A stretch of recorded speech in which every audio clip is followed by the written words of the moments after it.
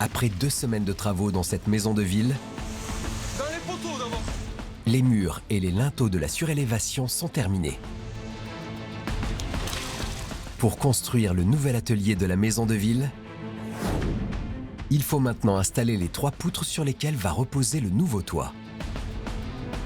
Une étape particulièrement délicate qui nécessite de creuser le mur mitoyen pour permettre à chaque poutre de venir se poser sur un socle. Dans le bâtiment, on appelle ça une réservation. Et de ces réservations dépend la réussite même de la fin de cette surélévation. On ne peut pas dire on va faire avancer la poutre dans un mur pour après la faire reculer dans l'autre. Parce que si on avance trop, on va dans la chambre du voisin d'à côté, quoi.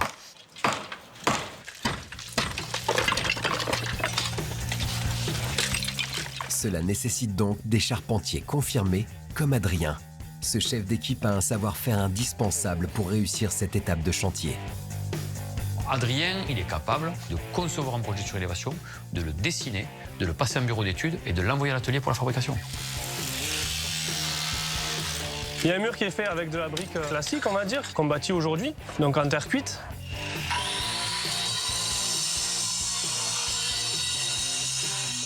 Pour creuser l'emplacement de la poutre, c'est propre, c'est carré. Le problème, c'est que les 2 murs ne sont pas de la même époque. Celui-là est construit avec des galets. Pour Adrien et son équipe, il va falloir s'adapter. C'est un peu ce qui se faisait à l'époque, les murs traditionnels, on va dire, de la région toulousaine. Et comme c'est un peu vieux, il y a des galets, c'est pas régulier. Parfois, on a des morceaux qui viennent et on creuse plus que ce qui est prévu.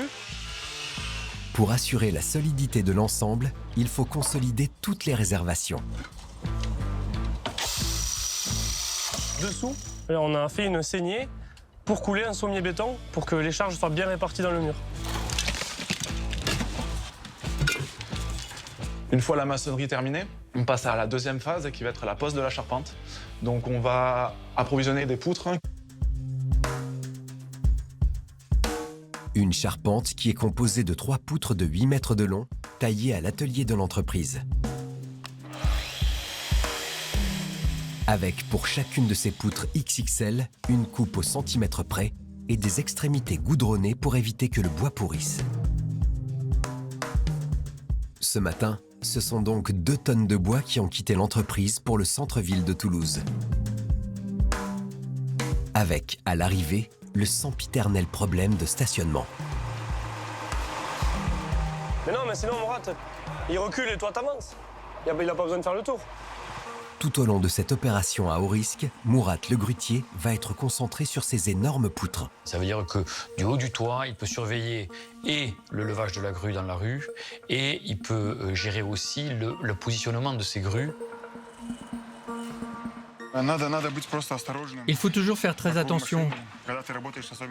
On travaille en plein centre de Toulouse, avec des gens qui passent en bas. On travaille avec des bébés de 350 à 400 kilos. D'accord, il y a 2-3 gars de l'entreprise qui sont dessous. Plus il y a une toiture, plus il y a une maison, plus il y a des voisins, plus il y a des voitures, et etc., etc., etc. Et donc là, il nous faut véritablement un orfèvre.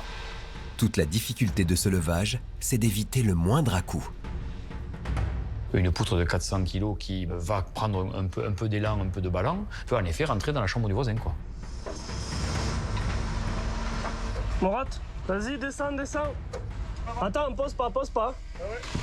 Ok pour moi. Si les 2 premières poutres ont été fixées facilement, Ça rentre. la 3e pose problème. Mourad, parce qu'on n'est pas prêt là-bas. La poutre est plus longue que l'espace qu'on a entre nous. En fait, ici, on passait presque.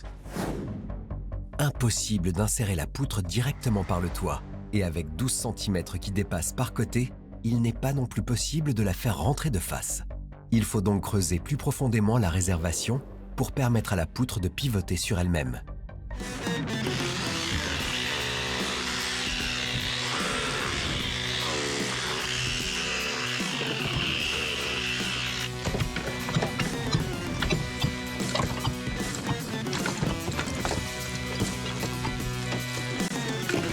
Bon, à mon avis, on est bon. Ouais. Une belle réservation. On le tente comme ça.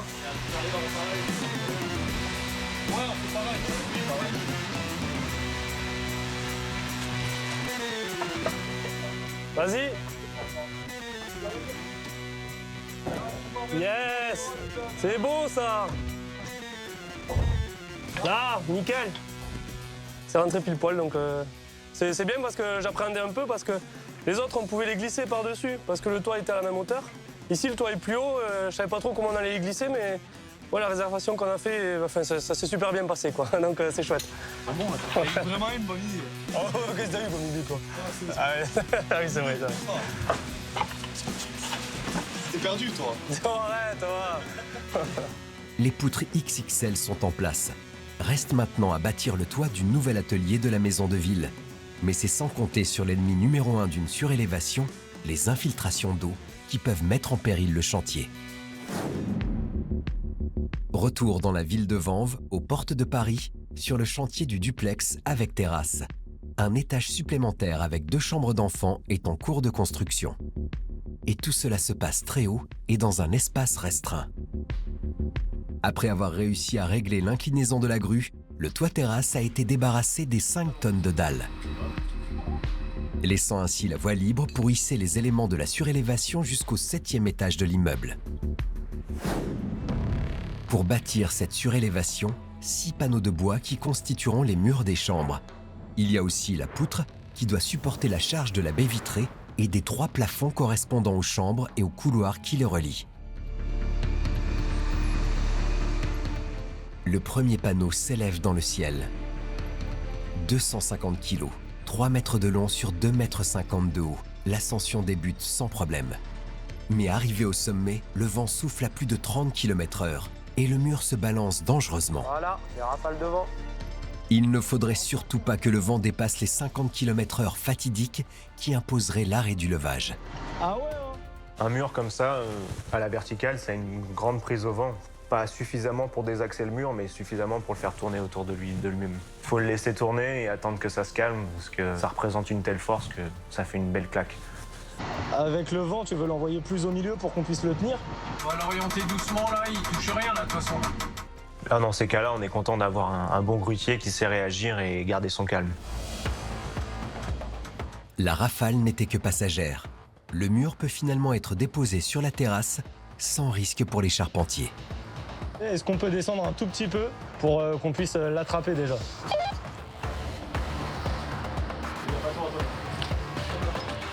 Fais gaffe à toi, Antoine. On peut aller un tout petit peu vers la gauche, tout doucement, en se décalant tranquillement. Peut-être baisser un peu, ouais. Monte sur le muret, monte sur le muret. Théodore, monte sur le muret. Kylian décide de prendre la direction de la manœuvre. C'est lui qui va guider le grutier resté 7 étages plus bas. Est-ce qu'on peut aller un petit peu vers la limite de propriété côté terrasse? Un levage traditionnel, le grutier va monter en haut avec nous. Là, c'est complètement différent au vu de la hauteur. Le grutier, il suit ce que Kylian lui dit, mot après mot, grâce au talkie wall. Voilà. Donc ça marche vraiment à la confiance. Et de la confiance, il en faut. Surtout quand on sait que le grutier est tout seul dans sa cabine, avec aucune visibilité sur ce qui se passe sur la terrasse. Est-ce qu'on peut descendre un petit peu? Ah ouais, déjà c'est mieux, parce que le truc quand tu l'as, tu peux le faire tourner. Stop, stop, stop. Est-ce que tu peux remonter un petit peu? Ouais. Allez, on monte les gars, moi je l'ai plus. Mais Kylian a du mal à gérer en même temps le grutier et la situation sur le toit. Alors, pour éviter tout incident, c'est Grégory qui prend le relais. Tiens, parce que je t'avoue, quand je force, je crie stop, mais j'appuie pas sur le talkie, quoi. En plus, vous avez l'habitude, moi je sais pas comment lui parler.